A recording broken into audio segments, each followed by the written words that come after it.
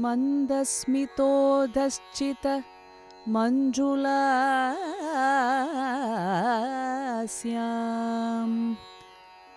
मन्दस्मितोदश्चित मञ्जुलास्याम्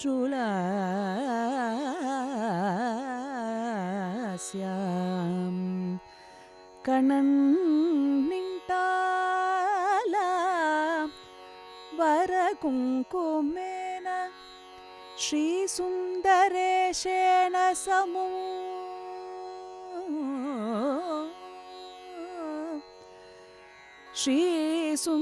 श्रीसुन्दरेशेन समं निशीते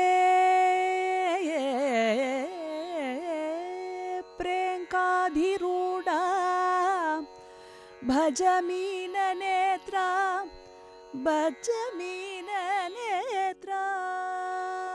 भजमीननेत्रा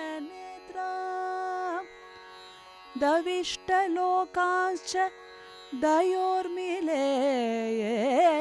विलोकनेनैव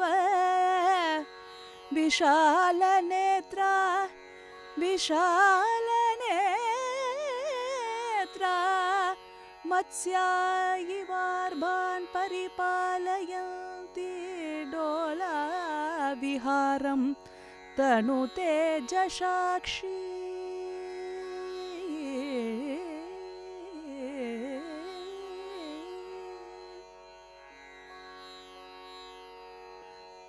कृत्वा तपोदुश्चरमम्बिकाया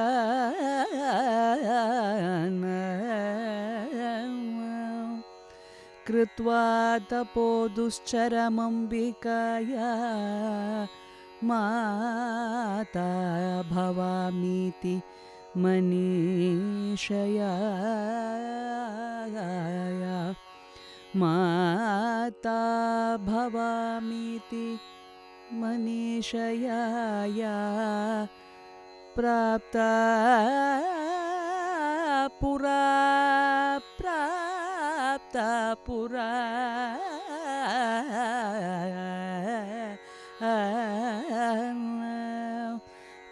काञ्चनमालया काञ्चनमालया सा पाण्ड्याधिराज्ञी सा पाण्ड्याधिराज्ञी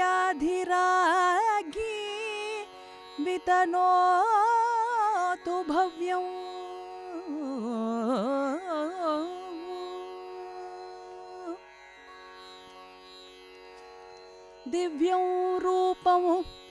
दिव्यं रूपं दधाना ललिततररवैर्वेणुवीणाधिजातैः वेणुवीणाधिजातैः प्राप्यान्तर्मुखत्वं निखिलजनमनास्यात्मरूपं विवेक्तुं वृत्तिर्मोदादिरूपा अपि परिगलिताः कुर्वती ब्रह्मविद्या मीनाक्षी जीवनीडं सुखममृतमहो बोधयन्ती मीनाक्षी जीवननीडं सुखममृतमहो बोधयन्ति विभाति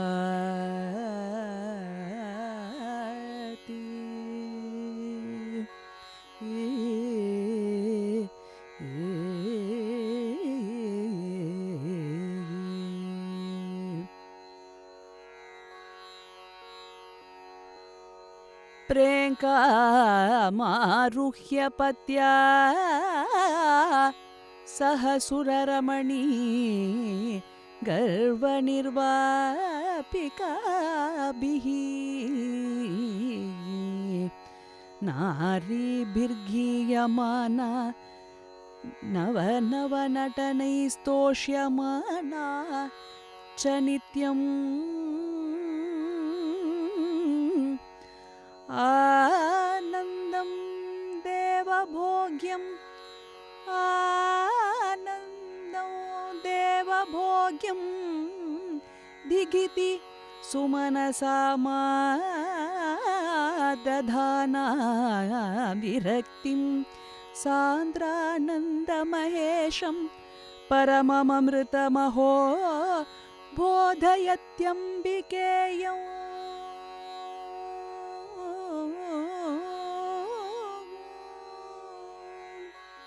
या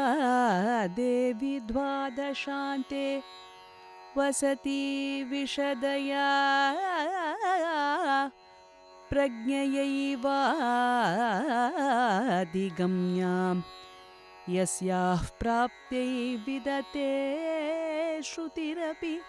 विविधान्ययज्ञदानादिधर्मा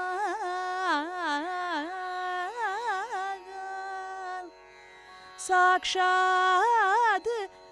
मीननेत्रा साक्षात् श्रीमीननेत्रा श्रीमीननेत्रा मदवदधिगता कुम्भजाद्यर्चिताङ्घ्रिः कुम्भजाद्यर्चिताङ्घ्रिः सा मे सोमावतं सा शिथिलयतु तमो हार्दमाशु प्रगाढम्।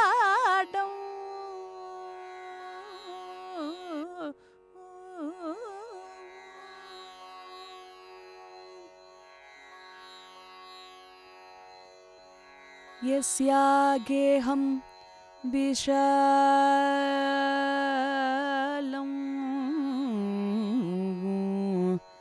यस्यागेहं विशालं पुरमिव सकलं वस्तुजातं बिभर्ति यदृष्ट्वैवाशु मोदम्।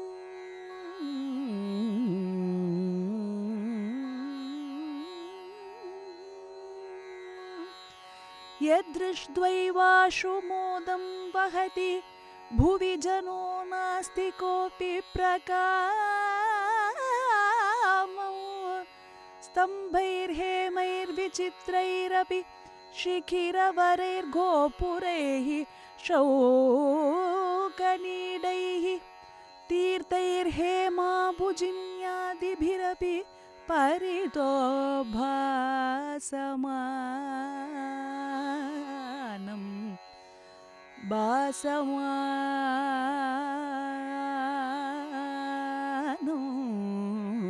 श्रियैस्तात्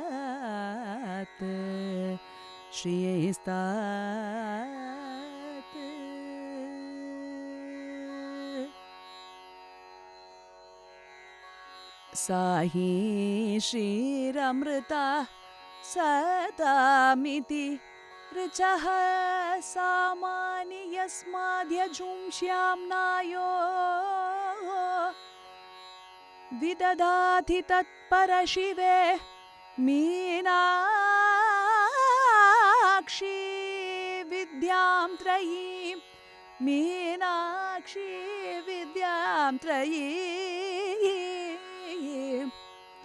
सम्बोध्यामृतसौख्यहेतुमचिरादव्याज भव्यादयां सम्बोध्यामृतसौख्यहेतुमचिरादव्याज भव्यां दयां नित्यं देहि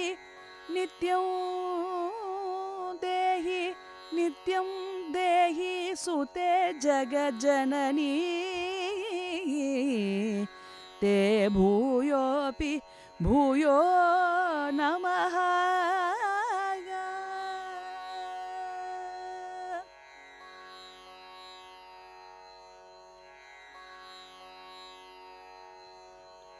शपरनयने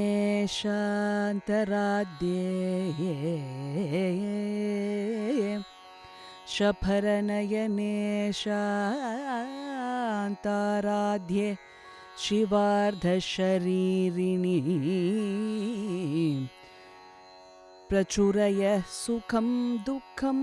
सर्वं विनाशय सत्वरम्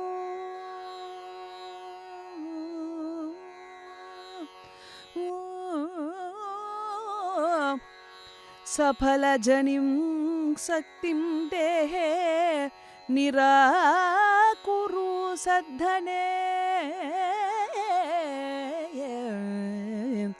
चितिसुखतनावात्मन्यास्तां